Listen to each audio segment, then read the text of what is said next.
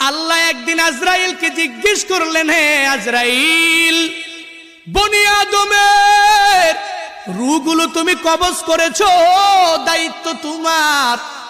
হে আজরাইল, তুমি আমারে জানাও না ওই বনি আদমের মধ্যে কোন কোন রূহ কবজ করতে তোমার অনেক কষ্ট হয়েছিল? আজরাইল জানায়া দেয়, হে ও দয়ার মালিক, বনি আদমের মধ্যে দুইটা রূহ কবজ করতে আমার অনেক কষ্ট হয়েছে। কোন দুইটা রূহ?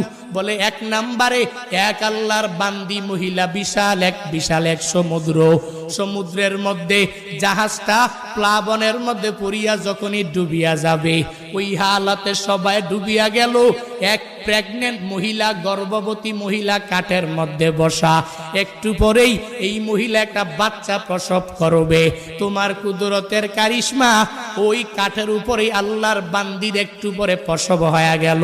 সন্তানটা দুনিয়ার মধ্যে ওই কাষ্টের উপরে যখন দুনিয়াতে আসলো, তখনই তোমার অর্ডার হয়ে গেল, হে আজরাইল যাও এই বান্দির রূহটাকে কবজ করে তুমি নিয়ে চলে আসো।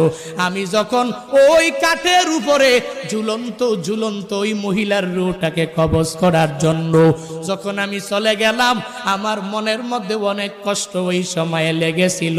কারণ কি আল্লাহ জানেন না?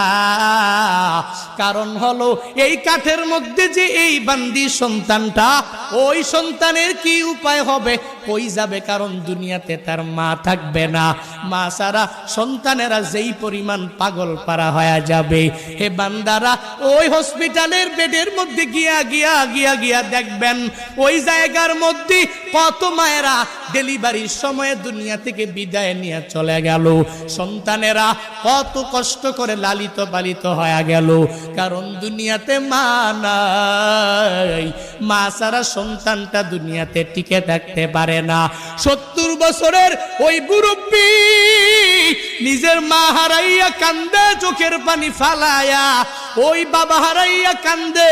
কারণ বান্দা তো জানে আমার নাতি নাতনির অভাব নাই, এই দুনিয়াতে আমার ছেলের অভাব নাই, এই দুনিয়াতে আমি সব কিছু দুনিয়াতে পাইয়া গেলাম, এখন আমার কোনো কিছুর অভাব নাই। কিন্তু আমার মা ছাড়া আমার এতিম অবস্থা হয়ে যায়, আমার বাবা ছাড়া আমার এতিম অবস্থা হয়ে যায়। সন্তানটা বড় হয়ে গেল, এরপরেও মা ছাড়া চলতে পারে না। মা যার নাই, মনে হয় ঘরের মধ্যে কোনো একটা নাই। যার বাবা নাই, ওই বান্দা পূর্ণাঙ্গ ভাবে বলতে পারে মনে হয় ঘরের মধ্যে টাকা আছে, সন্তানেরা আছে, বউ আছে, স্ত্রী আছে, পুত্রবধূ আছে, বাবা নাই, মানে ঘরের মধ্যে কোনো একটা মানিক নাই। ওই যে মহিলাটা বাচ্চা প্রসব করলো, আজরাইল বলে, আল্লাহ ওই মহিলার রূহটাকে কবজ করে আমি যখনই নিয়ে আসবো,